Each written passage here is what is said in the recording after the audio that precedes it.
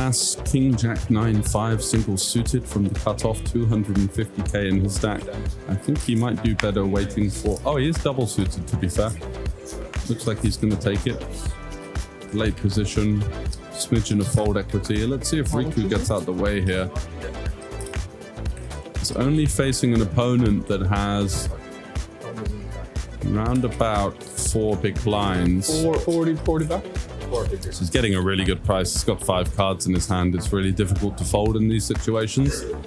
And that's why I thought maybe Stas would have waited for a slightly upgraded holding. Although 5-handed now, he's going to be hitting the blinds in 2 hands. So I guess you can't really blame him. Just looking to spin it in with his double suited and hoping for the best.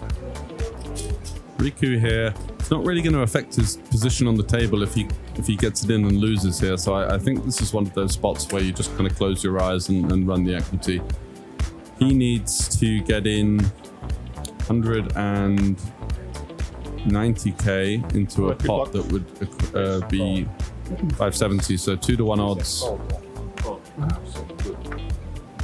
Not sure if that's an energy drink or some kind of whiskey there for Stas, but whatever it is, he needs a bit of luck here.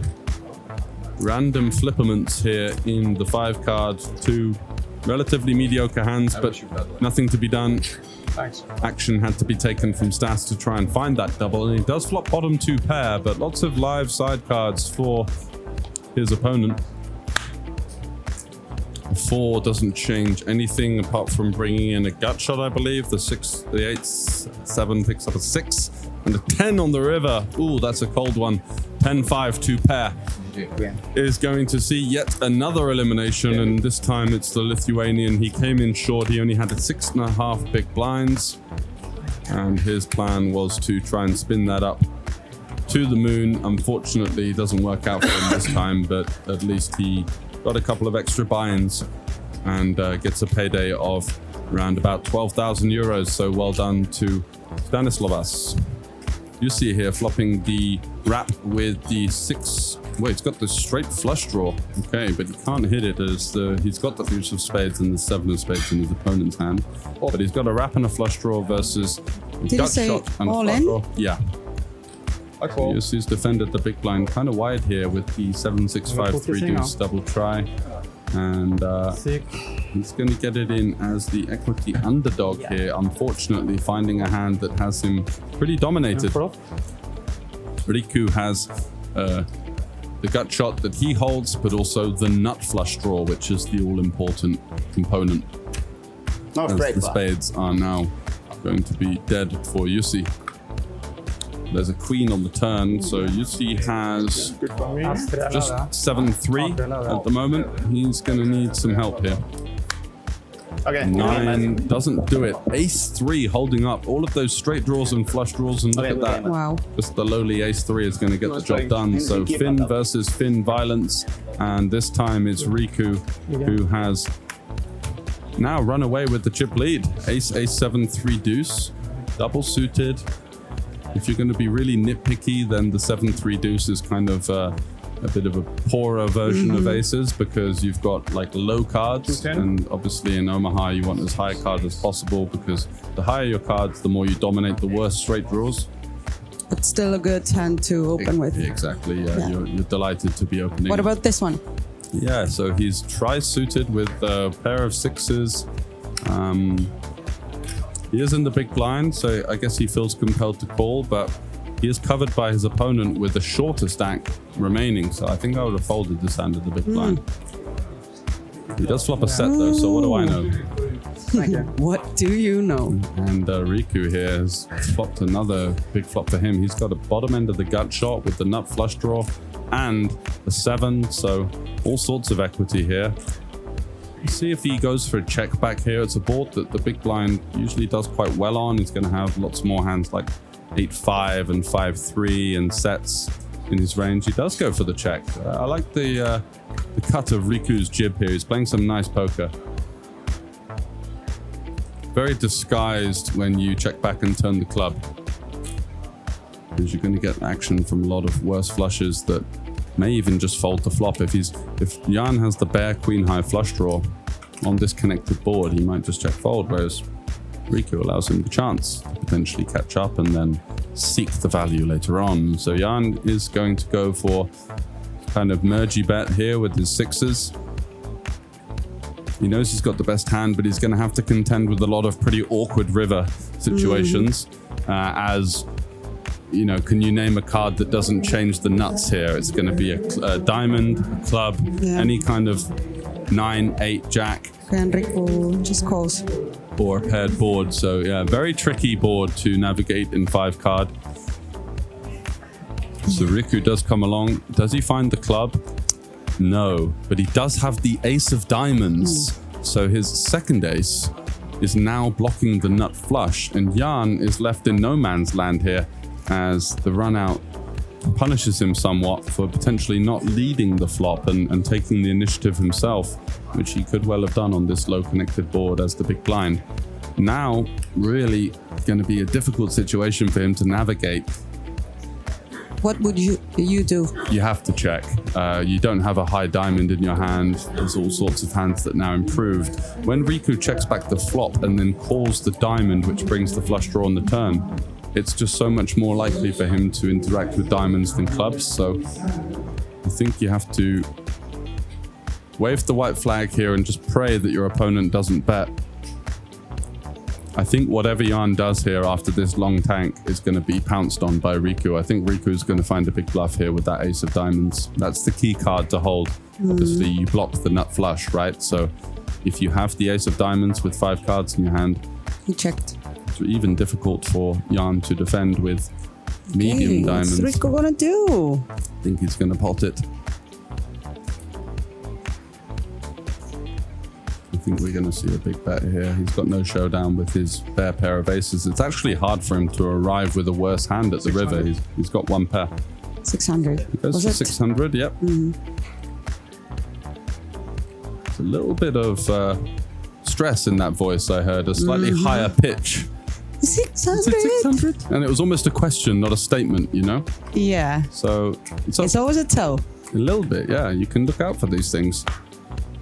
Not pretending to be the master of live tells because I can see that he's bluffing, but you do tend to pick up on these things when you're on this side of the action in the commentary booth.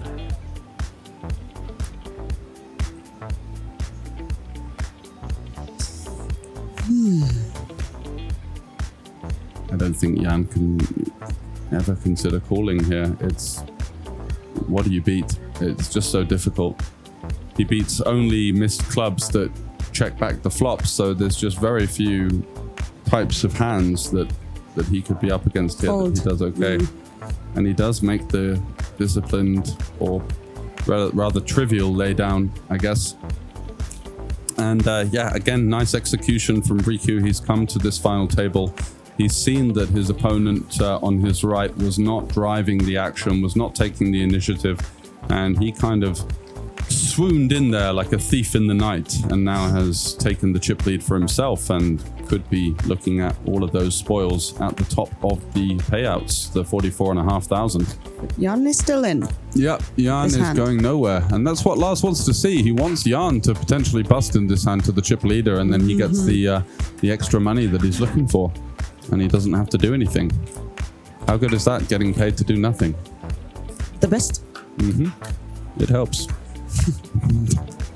Oh, hello. So ace versus ace. Neither of them with a particularly strong ace, but Riku has the gut shot, so a 4 would give him the nut straight with a rather disguised wheel.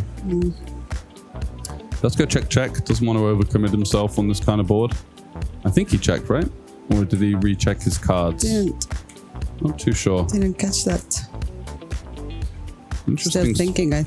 Yeah, interesting spot for Roger. I mean, he's got top pair with a backdoor nut flush draw, but if Riku bets half pot here and he's got his Norwegian counterpart over there sat nestling on 7 or 800k.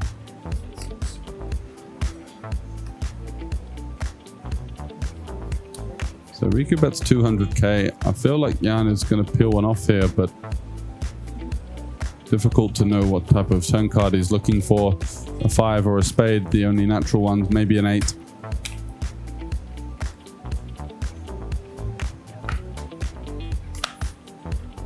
It's a jack, so no help to Jan, and no help to Riku either. Riku might be somewhat concerned about this card as it brings in some Broadway straight draws. He's going to consider Jan to have a pretty tight defending range pre-flop, so I don't think he thinks he's going to be this wide. He's going to have lots of Broadway hands, lots of straight draws on the flop, lots of improvements to hands like 2-pair. But when Jan checks this river, is Riku going to be able to find a bluff? Does he perceive Jan to ever check a strong made hand here, such as the straight? Riku just with an ace. I don't think he thinks he's got any showdown value. So the question is, does he think that a bet now will be credible? And it seems fairly credible to me. He could check a hand like ace-10 on the turn very comfortably. 450. He does go for it. Nice. This is something that a lot of players in Omaha don't have in the locker. They have a made hand, but they realize that it's not enough and they need to turn it into a bluff at some point.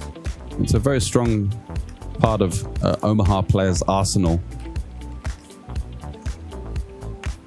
Very often you watch showdowns in this game and you see players just kind of resigning to the fact that, oh, I didn't improve or I'm likely beat here. But what Riku is understanding very well is that Roger is, or Jan I should say, is just very unlikely to have a straight here, and he thinks that he might be the type of player to overfold these kind of 2 pairs and sets. This is how it goes. This is how we do it. King 7, 6, 4, 3. One issue I have with the big blind ante format in heads up is that it just kind of turns into a bit of a limping game, and there's just not really much action. Although Riku is going to take a slightly wider one. He's got the 8-3 deuce. Those are pretty poor components, but he does have the chip lead and 2 strong suits, so feels compelled to do something about it. 8 deuce deuce here. Is he going to check? Exactly. Is he going to check? Is he going to allow Jan to potentially take a stab at it? He's going to have a lot of awkward hands on this type of board texture. Lots of ace highs, king highs, random overpairs with no side cards. So it does make sense to check boats and maybe mix with your deuce X here. Some betting, some not betting.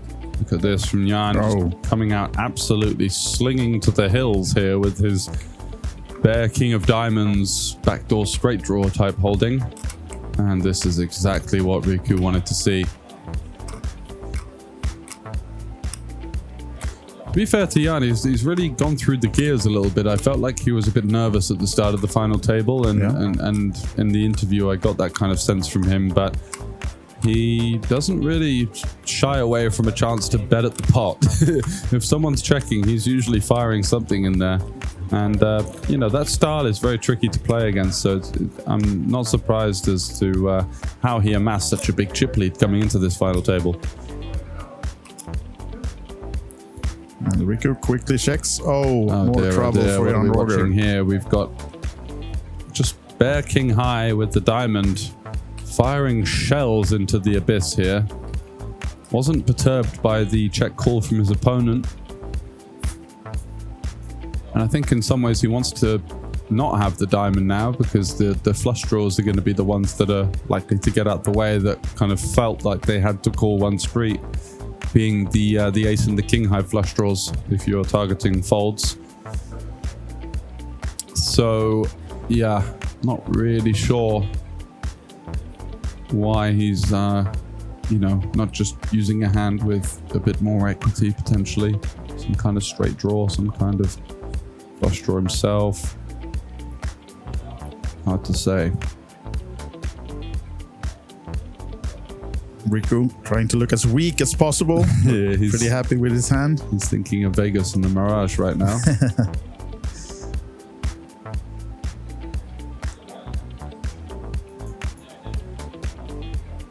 All in.